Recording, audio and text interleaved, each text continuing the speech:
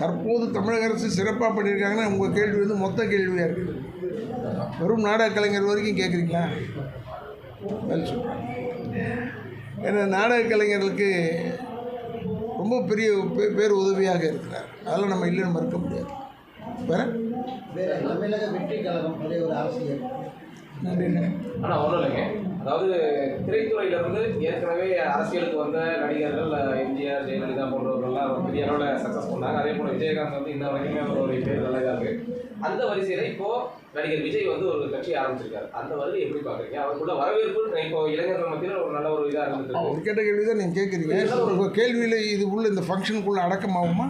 இல்லை, அதோட சேர்த்து சொல்லுங்கள்.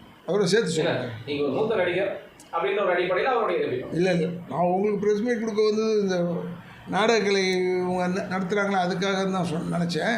பட் ஏனே அதெல்லாம் நமக்கு தெரியாது. அவங்க வசதி இருக்குது பண்ணுறாங்க.